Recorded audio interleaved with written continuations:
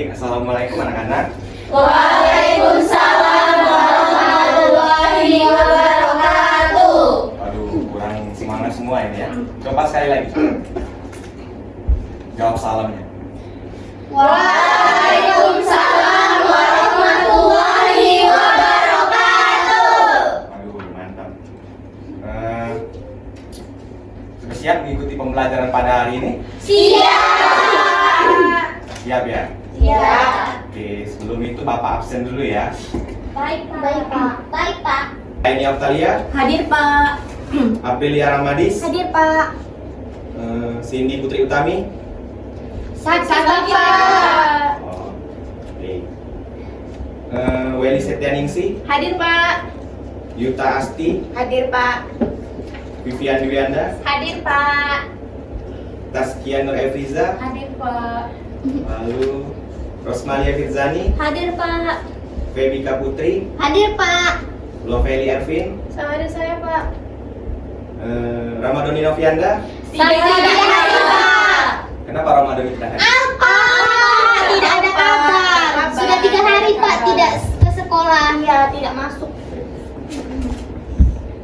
Baik, kita lanjutkan materi. Pak, saya belum di absen. Namanya siapa? Isni Lola. Oh, Rizni Lola Syalbira. Iya, Pak. Maaf, saya terlewat. Iya. Baiklah. Sudah semua? Sudah. Baiklah anak-anak, sebelum memulai pelajaran ada baiknya kita berdoa terlebih dahulu. Baik, siapa yang akan memimpin doanya? Saya, Pak. Silakan Febika. Baiklah, silakan berdoa menurut agama dan kepercayaan masing-masing. Doa dimulai. Berdoa selesai. Baiklah, kita akan langsung masuk pada materi kita pada pagi hari ini, yaitu mengenai teks pidato. Sebelumnya, sudah ada yang tahu mengenai materi teks pidato? Saya, Pak. Ya, Febika. Jadi teks pidato itu adalah teks yang berisi tulisan pikiran-pikiran seseorang yang akan disampaikan ke depan umum. Bagus. Yang lain mungkin? Silakan Aprilia Ramadis. Teks pidato itu ialah kegiatan berbicara di depan umum atau bersosialisasi untuk menyatakan pendapatnya atau memberikan gambaran tentang suatu hal, Pak. Bagus sekali. Tepuk tangan buat Aprilia dan ya, jadi pengertian pidato itu adalah sebuah kegiatan berbicara di depan umum atau berorasi begitu. Untuk apa? Untuk menyatakan pendapatnya atau memberikan gambaran tentang suatu hal. Nah, penggunaan pidato ini ya tidak hanya pada situasi yang resmi saja. Dalam situasi semi formal dilakukan. Karena apa? Karena pidato itu tidak selalu harus berada pada podium. Seperti ini pun kita bisa berpidato. Atau di lapangan gitu. Di masjid bisa berpidato. Baik, selanjutnya ada yang tahu itu gambar siapa? Nah, Soekarno ini adalah salah satu bapak proklamator kita ya. Dia juga merupakan orang yang berpidato itu secara bagus begitu. Pidato ini pokoknya pidato itu bagus gitu. Nah, selanjutnya yaitu tujuan berpidato. Ada yang tahu tujuan berpidato itu apa? Yang pertama? Memberikan Motivasi, Pak. Ya, memotivasi. Lalu yang kedua? Memberikan informasi. Ya, yang ketiga? Meyakinkan dan benar. Lalu selanjutnya? Memberikan kontribusi. Lalu yang terakhir ada apa? Menghibur. Ya. Jadi tujuan berpidato itu ada 5. Yang pertama itu memotivasi. Jadi pidato itu bisa memotivasi orang-orang gitu. Misalnya Soekarno tadi ya, untuk memotivasi agar rakyat Indonesia itu bisa merdeka begitu, melakukan perjuangannya begitu untuk memerdekakan bangsa. Lalu memberi informasi begitu. Informasi-informasi yang di dalam pidato itu banyak jenisnya gitu. Jadi pidato itu tidak hanya kosong saja, harus berisi informasi yang ditujukan kepada pendengarnya begitu. Lalu yang ketiga yaitu meyakinkan pendengar. Lalu yang keempat memerintahkan untuk atau menginstruksi, dan yang kelima itu menghibur. Nah, pidato itu juga bisa menghibur sebenarnya. Tidak hanya sekedar ngomong-ngomong saja gitu, tapi juga harus ada tujuan menghiburnya supaya apa? Supaya audiens itu bisa mendengarkan apa yang kita bicarakan gitu. Jadi audiens itu dapat mengerti gitu apa yang kita bicarakan. Lalu ada hal-hal yang harus diperhatikan dalam berpidato. Ada yang tahu apa saja? Menentukan topik. Ya, benar. Yang pertama itu menentukan topik. Selanjutnya, Menentukan maksud pidato. ya menentukan maksud pidato. Lalu, Menganalisis situasi dan penanganan. ya, lalu Memilih dan menyempitkan topik. milih dan menyempitkan topik. Ya, bagus. Selanjutnya, Menyimpulkan bahan. mengumpulkan bahan. Selanjutnya, Membuat pidato. selanjutnya ada, Mengembangkan secara mendalam. dan yang terakhir ada. Berlatih Pidato. Ya, jadi hal-hal yang harus diperhatikan dalam berpidato itu yang pertama ya, menentukan topik dulu. Jadi kalau kita tidak punya topik, bagaimana kita bisa membicarakan pidato tersebut begitu. Lalu yang kedua itu menentukan maksud pidato, apa yang akan kita sampaikan di dalam pidato tersebut, apa maksud kita yang kita ingin bicarakan di dalam pidato tersebut. Lalu yang ketiga itu menganalisis situasi dan pendengar. Kita harus tahu pendengar kita tuh dari kalangan apa begitu. Jangan kita membicarakan topik yang berat, misalnya politik, ke anak-anak SD begitu. Mereka kan masih kurang mengerti. Jadi bicarakan mungkin tentang kebersihan. Gitu. Selanjutnya itu memilih dan menyempitkan topik. Topiknya jangan terlalu luas gitu. Misalnya yang ada di dalam negeri, jangan di luar negeri. Gitu. Lalu mengumpulkan bahan, membuat kerangka uraian pidato, mengembangkan secara mendalam, dan yang terakhir ini yang paling penting yaitu berlatih pidato. Karena berlatih pidato itu bisa membuat kita juga berlatih terampil dalam berbicara begitu. Jadi tidak asal-asal berbicara begitu. Berlatih pidato juga mampu membuat kita bagus dalam berkomunikasi di depan umum terutama. Oke, bagus ya. Selanjutnya yaitu ada metode-metode pidato, ada 4 nih. Ada yang tahu apa saja? Membaca teks. Ya, membaca teks. Lalu Eksemporal atau catatan kecil atau poin-poinnya saja dalam berpidato. ya benar. Lalu yang ketiga ada apa? Menutup. Lalu yang keempat? Menghafal. Ya benar, ada metode-metode pidato di sini. Yang pertama yaitu membaca teks. Jadi bisa saja pidato itu membaca ya, tapi jangan terlalu membaca begitu biar tidak terlalu monoton. Lalu yang kedua itu ada ekstemporan atau catatan-catatan kecil atau poin-poin pidato. Jadi tidak seluruhnya itu kita bicarakan begitu. Tidak kita catat begitu. Kita hanya membuat poin-poinnya saja di dalam sebuah catatan kecil. Lalu catatan itu, di dalam catatan-catatan kecil itu, poin-poin tersebut kita uraikan melalui pembicaraan kita yang kita sampaikan melalui umum begitu. Jadi catatan kita tidak terlalu panjang dalam menyampaikan pidato.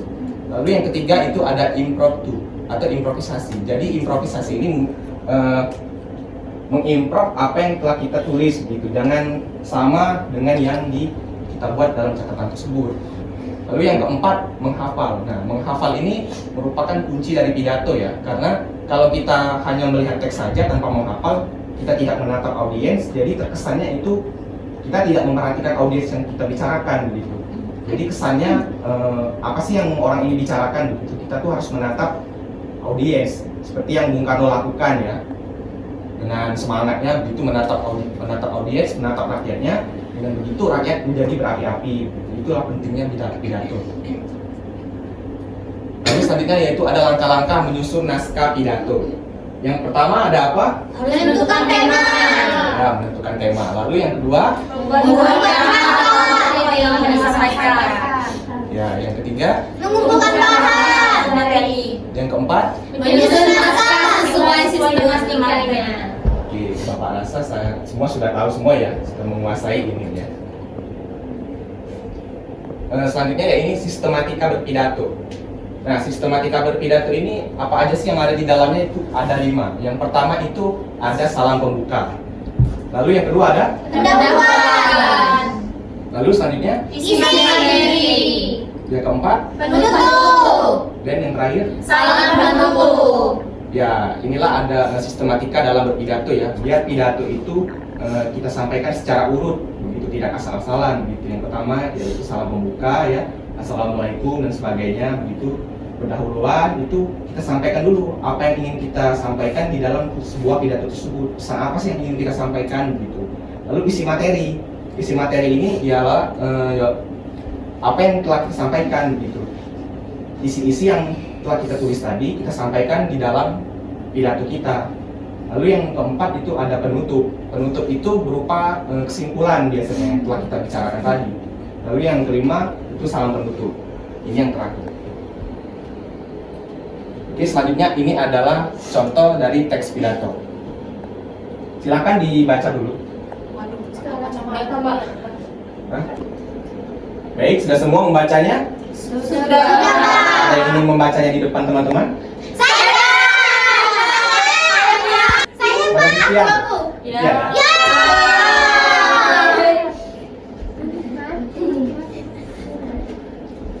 Laptopnya mati. Oke.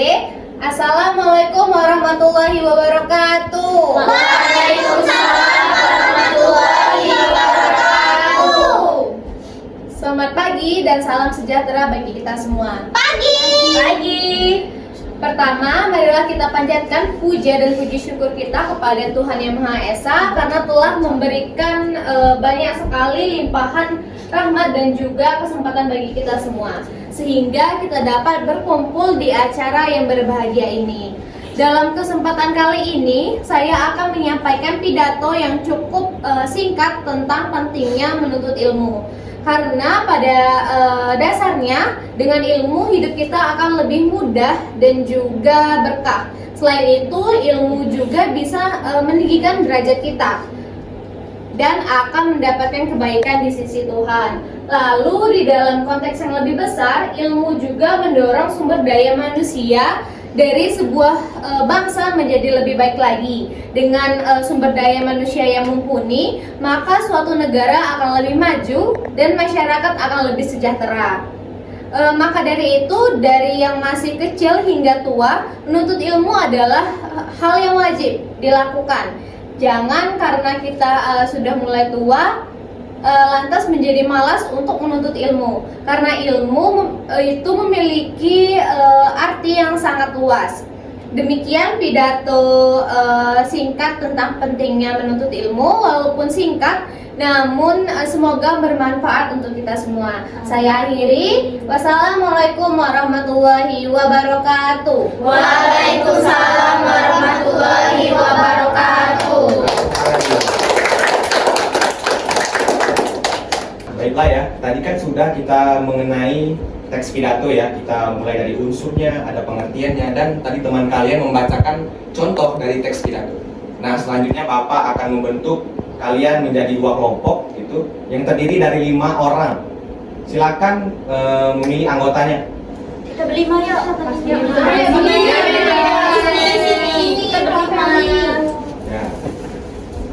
Silakan dipilih masing-masing.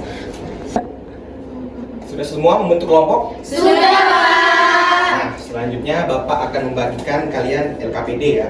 Jadi tugas kita ini adalah mengidentifikasi struktur teks pidato. Nah, pidatonya boleh ambil dari sini ataupun kalian cari sendiri. Ini untuk kelompok 1, Makasih Pak. ini untuk kelompok 2. Makasih, Pak. Bapak beri waktu 15 menit ya. Ya, Pak. Aduh susah Sini kan bantu. Bapak izin bertanya, Ya, ini pidatonya boleh nggak Pak kalau misalnya nyari itu nyari di Google?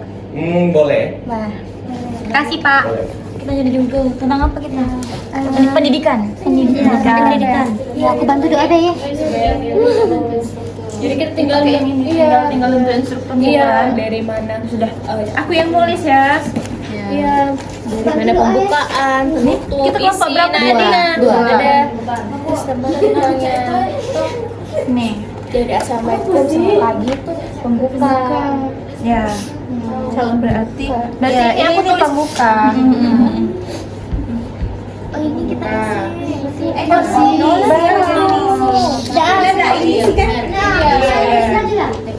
Ikon ibu penting. Iya, berarti itu udah salah nih. Ini udah salah. Isi. Tulis. Pak, Ya. ini gimana ya susah yang struktur. strukturnya tuh gimana? Maksudnya? Identifikasinya gimana? Iya, Pak. Nanti kalian ambil pidatonya ya, kan dari Google tadi. Iya. Terus kalian identifikasi sesuai ini sistematika ini dari Google, terus pembukanya sampai ke penutupnya tadi. Kalian identifikasi yang mana bagian-bagian tersebut. Baik Pak. Ya.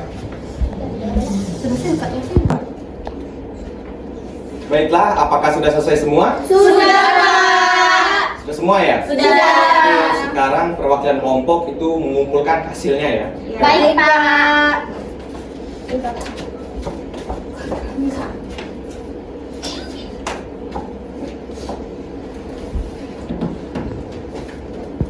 Baik ya.